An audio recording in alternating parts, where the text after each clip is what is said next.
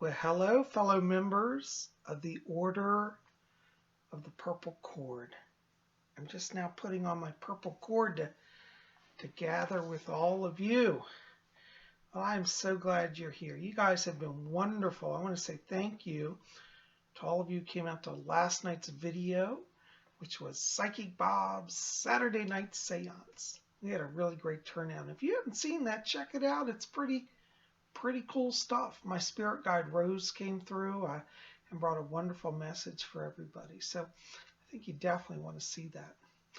Anyways, I wanted to take some time and come here and talk to you guys. A lot of you have been writing and saying, Psychic Bob, we love being part of the Order of the Purple Cord, and we're setting up our Wiccan altars. And can you tell us a little more about tools? And, I did a video recently on the wand. We had that. And Lady Angela, our high priestess of the Order of the Purple Cord, whose YouTube channel is Rare Wicca Spells. I'll put the link below, Lady Angela McAllister's channel. She did a video recently on the Athame. So if you haven't seen that, I'll put the link below. You have to go over and check out her stuff.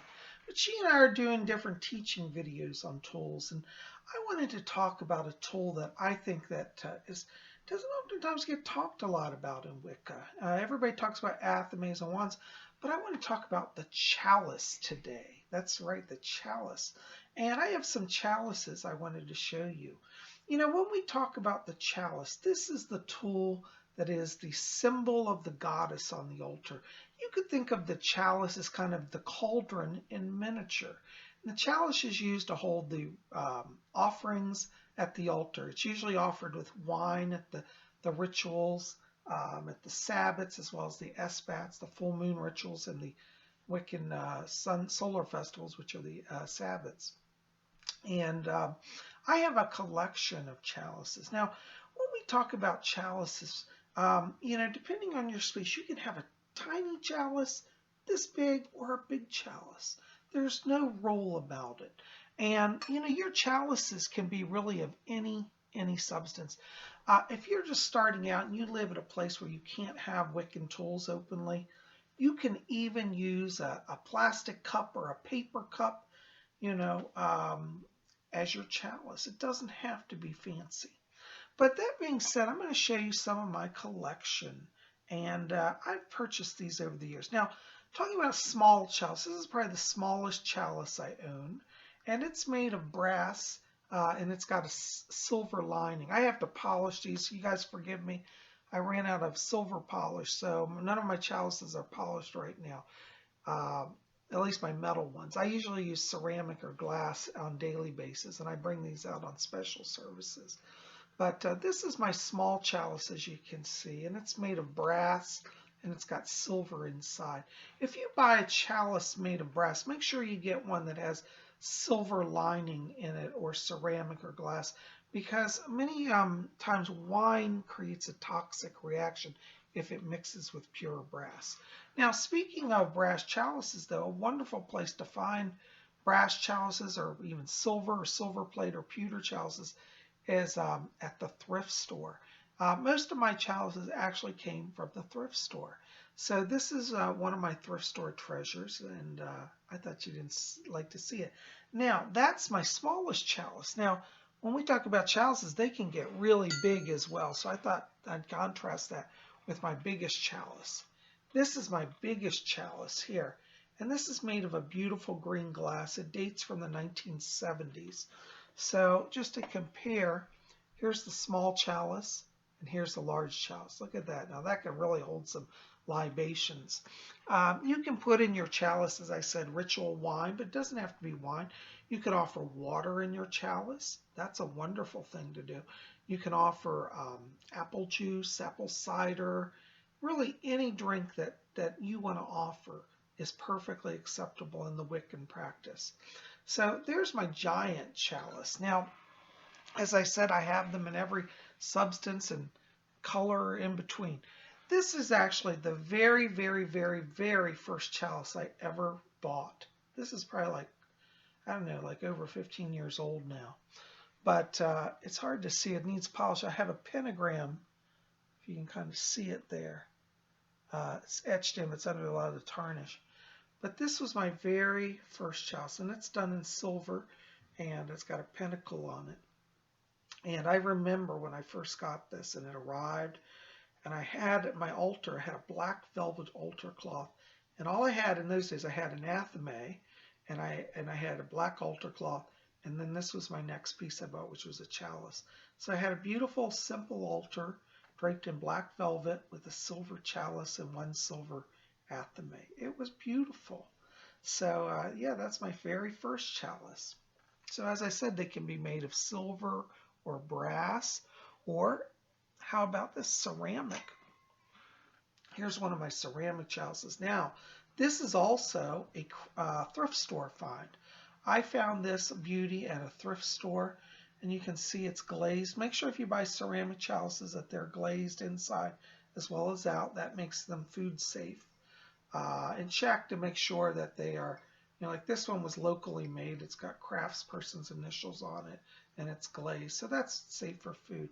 There are some chalices made of ceramic that are not food safe, and generally they'll be labeled on it. But if you buy it at a thrift store, make sure that it's a craft piece. And if you're not sure, take it to your local potter. Most communities have a pottery shop. They can look at it and tell you if it's food safe. But this is one of my ceramic chalices. And I just love this ceramic because it's really got that earth energy.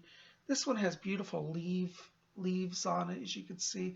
And it's done in kind of a soft green. It's kind of a beige and green mix. Inside it's a little beige-ish color with green. Beautiful, beautiful ceramic chalice. So that's another chalice option for you. If you're really on a tight budget, hit the dollar store. These next few chalices I actually bought at the dollar store. This one was a wine glass, and what I did is I bought a silver ink marker, and I traced the moon and the pentagram on it. And then I wrote along the stem here, actually I have to touch it up, it's getting old, and it says blessed be down here around the bottom at the base. It's blessed be. I don't know if you guys can see that. And I got that. This is a beautiful, I love cobalt glass, and this is a wonderful chalice. So you see that's from the dollar store, and I just took a plain dollar store glass and I painted it up, and voila. Isn't that beautiful? Not bad for $1. Likewise, this other chalice came from the dollar store as well. And this one is made of glass. And actually, as I said, this one I used at a ritual. The G means it was the God chalice. In this one ritual, I had an offering to the Lord and the lady, and they each got their own chalice. Traditionally, as I said, the chalice is a tool to represent the goddess, but I had it in this ritual a specific offering to the god, so I labeled it with the G for the god, and then the goddess one had a GS, I think, on it. But I tied around it a little silver cord for decoration, and I wrote some prayers around the bottom. This also, dollar store. Think outside the box. Find something that speaks to you, and then take it to the next level. Sometimes you can buy something from the dollar store. It doesn't need a bit of altering. But me, when I buy a chalice, I generally decorate it up a little bit. But that's just me. Okay. Now, another beautiful dollar store find is this one here. Now, this is beautiful because it's actually glass, but it looks like really fine cut crystal. And I think it's just beautiful. It just sparkles, and it looks beautiful on my altar. I use this a lot of times for full moon rituals because it's clear, and I fill it with like white wine or apple juice or white grape juice. Beautiful, beautiful chalice. So as you see here, you can have all sort of different colors. There's blue, and there's white. We've got the orange here. So you see, you can have colorful chalices, Some people like to get their chalices from a Catholic supply store. I've seen that. Some of the Catholic church chalices are beautiful. They're big and they're ornate with silver and gold. They're very expensive, but you don't have to spend that much money. But if you have it and you feel like it, you could splurge, This is another chalice I have. This one is in one of my altars that I have. It's a Victorian altar, I have said. I have to film it for you guys. but I'm developing a kind of a Victorian look. And this is an old silver plate chalice that I found, and I got this also at a thrift store. I think I paid like 89 cents for it, and it's beautiful silver plate. It needs polished, it's tarnished, but I think the tarnish adds some character. You know, if you're not going to be drinking out of it, and it's just for display on an altar, some people have altars that are more shrines that don't actually do spells and work out. You don't have to polish it. This one I'm actually probably not going to polish because it adds to an antique look that I'm creating for one of my shrines. But you know, that's another chalice. So you see, we have all sort of chalices, and when you get your chalice, you know, the thing that you want to think about is, you know, does it speak to you? Every chalice that I had literally called to me.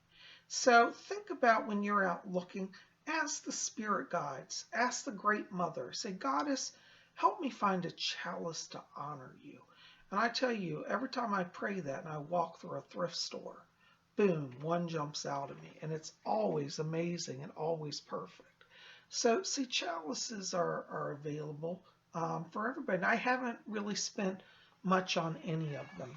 Now, if you're looking for ritual supplies, another place you can buy chalices, which I highly recommend, is over at Lady Angela's store at rarewiccaspells.com. She has a wonderful collection of ritual tools. There she has athmaes, chalices, robes, you name it, she's got everything. But since we're talking about the chalice today, I would encourage you to take a visit over there and see her chalice collection as well. So anyways, guys, you know, when you're talking about the chalice, also think of how many ways you can use your chalice. See, this is a very practical tool.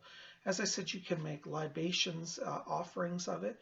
You can offer wine to the Lord and the Lady in it. You can use it for scrying. If you get a chalice that's dark, you can fill it with water and use it for scrying, which means getting images in the water. Wonderful way to do it. Some people scry with silver chalices as well, so that's certainly an option.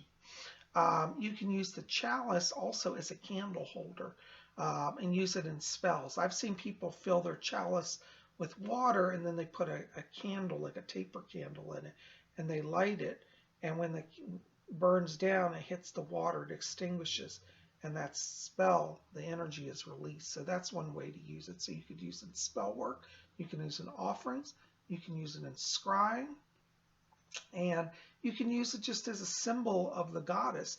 If you're somebody who doesn't particularly either like statue images, you're more abstract, or maybe you just haven't found a goddess statue that you like or relate to, you know, in the place of the goddess statue, you can also use the chalice as a symbol. I've seen people set their wands where they put the chalice to represent their goddess, and then they have an athame or a wand, you know, usually stood on end or propped up in some way to represent the god. And these can serve as your statues, your images to represent the deities in place of statues. There's a lot of wonderful ways to use the chalice. So I just wanted to come here and show these to you. You know, tell me down below, have you ever used the chalice? Do you have a chalice on your altar? Have you ever made a chalice? I'd love to hear about that. So anyways, let's share our chalice experiences, how you use your chalice, what it looks like, and if you've made one, or maybe you've never gotten a chalice and you're looking, you know, tell me about that also. And, you know, so let's have a discussion, okay? Anyways, guys, I'm so glad you're here. Keep it here tomorrow on Sunday. We're going to have more videos. I don't know what we're doing yet. This week I'm a little hectic, so I haven't had time to plan, but that's all right. It'll be something fun. And so be back here. Hope you'll like this, favorite, share it with your friends. Let's get the word out about Spirit Channel. If you'd like to join the Order of the Purple Cord, or a mystical Wiccan group, visit my website, www.robert-hickman.com, and you can read about the order at the website. It's free to join, doesn't cost anything, and explains how to join over there and what we're about. Anyways, guys, thanks for being here. Blessings to all of you. Blessings to you who are members of the Order of the Purple Cord as well. This is Bob Hickman. Thanks for being here. We'll see you here tomorrow. By the way, hit that subscribe button and join us. Blessings to you. Good night.